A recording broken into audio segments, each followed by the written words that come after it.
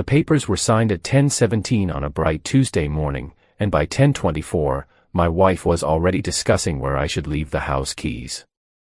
I remember that because I kept staring at the digital clock above the receptionist's desk, wondering how 11 years of marriage could end between 2 appointments and a tray of stale coffee. I picked up my suitcase, walked out without arguing, and decided I would never ask Mara for another thing. 7 minutes later, a black limousine stopped beside me. If you believe in kindness and second chances, please like, comment, share, and subscribe to Kindness Corner 2.0. My name is Everett Hale. At the time, I was 39 years old and worked as a facility supervisor at a private rehabilitation hospital outside Pasadena. It was not glamorous work. I knew which boiler made a knocking sound before rain, which elevator needed a firm push on the third floor button, and which night nurse hid emergency chocolate in the linen room. I earned enough to pay bills if nothing expensive broke. Unfortunately, something expensive was always breaking. My wife, Mara, was different from me in almost every way. She liked schedules, clean countertops, expensive candles, and knowing what came next. She worked in corporate event planning and could organize a dinner for 400 people without forgetting a single place card. When we first met, I loved that certainty in her. She said she loved that I could fix anything with patience and a screwdriver. For a while, that was true. Then my father got sick. He lived alone in a small house near Bakersfield, the same house where I had grown up. After a mild stroke, he could still walk and make coffee, but he forgot things. Once he left a pan burning on the stove. Another time he drove 20 miles and could not remember why. I started visiting every weekend. Friday after work, I would throw clothes into a duffel bag, buy gas I could barely afford, and drive north through traffic. Sunday night, I came home exhausted. Mara tried to be understanding at first. She really did. She packed sandwiches for me. She ordered my father one of those pill organizers with alarms. But months became years, and our marriage began to feel like a waiting room. We stopped taking trips. We postponed replacing the leaking patio door. I missed her company dinner because my father fell in the bathroom. She spent our 10th anniversary alone because I was sitting in an emergency room under fluorescent lights, charging my phone from a loose wall socket. There was no affair. No secret betrayal. Nothing dramatic enough to make one person clearly guilty. We simply became two tired people keeping separate lists of disappointments. The final break came over money. My father needed part-time home care, and I had been paying for more of it than Mara knew. I told myself I was protecting her from worry. That was a lie, though not a cruel one. I was ashamed. I had used part of our emergency savings and planned to replace it with overtime. Then the hospital cut overtime. Mara found the bank statement on a Thursday night. She stood at the kitchen island in her gray work dress, holding 3 pages of numbers. I had just come home carrying a bag of groceries, including the wrong kind of yogurt because I was distracted. "You should have told me," she said. She was right. I apologized. Then I explained too much. Then she reminded me of every time I had said things were under control. I reminded her of every time she had treated my father like an inconvenience. She said that was unfair. I said something about her caring more about appearances than people. That was unfair too. By midnight, the groceries were still on the counter. 2 weeks later, she asked for a divorce. The process took months because ordinary endings require paperwork.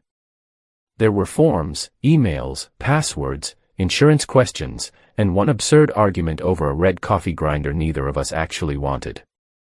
Mara kept the house because her mother had helped with the original down payment. I kept my truck, my tools, and a debt that seemed to grow whenever I looked at it. The morning we signed the final papers, Mara's attorney had arranged a conference room in a converted hotel near downtown Los Angeles. Marble entrance. Tall columns. Valet parking. The kind of place where even the water came in glass bottles. Mara arrived with her older sister, Corinne, and 2 people from her office because she had a client meeting afterward. I came alone. That is why the scene outside probably looked harsher than it was. Mara stood on the steps in a white dress, surrounded by people in clean business clothes. I had on a black sweater and old trousers. My suitcase was with me because I had spent the previous night in a cheap motel after giving Mara the last set of house keys. When the meeting ended, she followed me outside. She looked tired, but composed.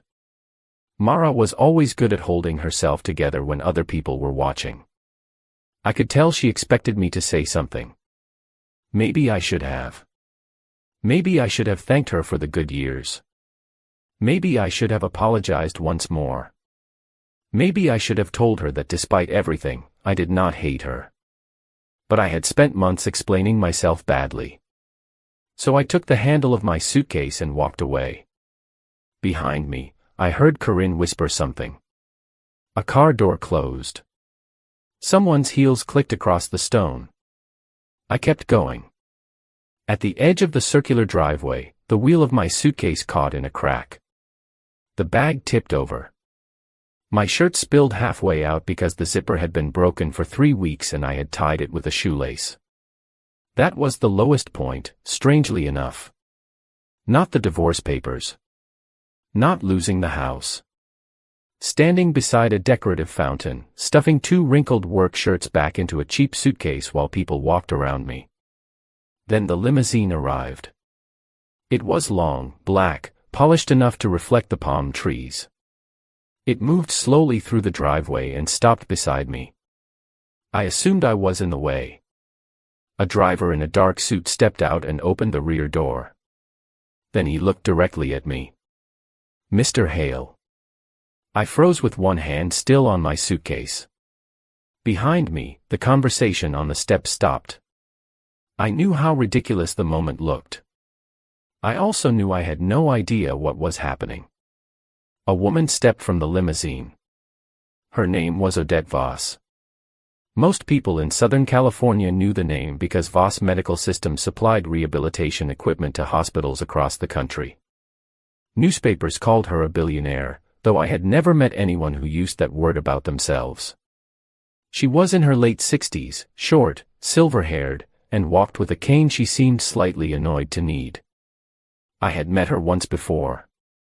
8 months earlier. And that meeting had lasted less than 15 minutes. It happened at my hospital during a winter storm. A private donor tour had been scheduled that afternoon, but heavy rain flooded part of the lower parking area. I was in the basement dealing with a drain when I found an older woman sitting on a folding chair near the service corridor. Her coat was wet. Her driver had gone to move the car. She looked pale. I asked if she needed a nurse. She said no. I brought her a dry towel anyway and made tea in the maintenance office using a dented electric kettle. The only clean mug I had said world's okayest boss. She laughed at it. We talked for a few minutes. I did not know who she was. She asked why I had a stack of caregiver brochures on my desk, and I mentioned my father. Before she left, she noticed a broken transfer lift waiting for repair. I complained that the manufacturer had discontinued one small plastic component, which meant the hospital was being pushed to replace a machine worth thousands of dollars. I had spent evenings making a safer replacement design. She asked to see it. I showed her a rough drawing covered with coffee stains. That was all. Weeks later, someone from Voss Medical called the hospital. They wanted permission to review my design. I assumed nothing would happen. Then my father got worse. The divorce began. I stopped checking my personal email regularly. Now Odette Voss was standing beside a limousine while my former wife watched from the steps. She did not announce that I was secretly rich. I was not. She did not hand me a suitcase of money. She looked at my broken luggage and said, "I've been trying to reach you for 3 weeks." I felt embarrassed more than excited. Odette explained that her engineering team had tested my modification.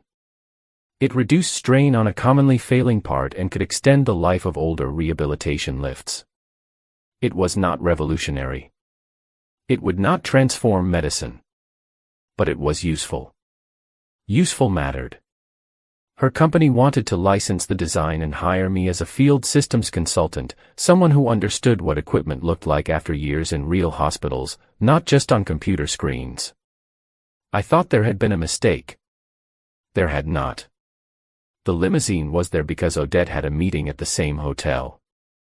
Her assistant had recognized my name on the building's visitor schedule after weeks of failed calls. It was coincidence mixed with persistence, nothing magical. She offered me a ride to their office. I looked back once. Mara was still standing on the steps. Her expression was not jealousy. That would make the story simpler than life really is. She looked confused. Then hurt. And I understood why. For years, she had believed I was disappearing into problems that would never end. My father.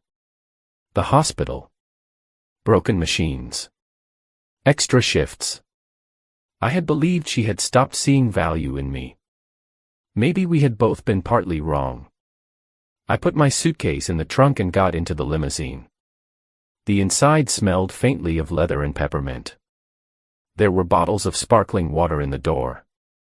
I remember that detail because my hands were shaking so badly I could not open one. Odette noticed but did not comment. The job offer did not solve my life overnight. That part matters. I still owed money. My father still needed care. I still woke up some mornings reaching toward the empty side of the bed. The licensing agreement took 4 months to finalize. Lawyers changed sentences I did not understand. My first weeks as a consultant were uncomfortable because I owned one decent jacket and hated speaking in conference rooms. I made mistakes. During my second presentation, I called a senior executive by the wrong name. On my first field trip, I left my laptop charger in Sacramento and had to borrow one from a receptionist. I discovered that being noticed for good work creates new pressure, not instant peace. But the salary helped. More importantly, the schedule helped. Voss Medical allowed me to work remotely 2 days a week. I found a small apartment near my father's town and arranged reliable home care without hiding the cost from anyone. For the first time in years, I stopped pretending I could carry everything alone. 3 months after the limousine ride, Mara emailed me. The subject line said, "Coffee grinder." I laughed when I saw it. She had found the red grinder in a moving box and wanted to know if I wanted it. We met at a quiet cafe on a Sunday afternoon. There was no reunion. No sudden kiss. No speech about destiny. Mara had cut her hair shorter. I had lost weight. We looked familiar to each other and somehow older. She asked about my father. I asked about her work. We talked carefully at first. Then she apologized for something I had never expected. She said she had spent years believing that if she organized life perfectly, nothing bad could reach us. My father's illness frightened her because it could not be scheduled or solved. I apologized too. I told her that helping people had become an excuse for shutting her out. I had made decisions alone and called it sacrifice. We sat there for almost 2 hours. When we left, she gave me the coffee grinder. That was it. And strangely, it was enough.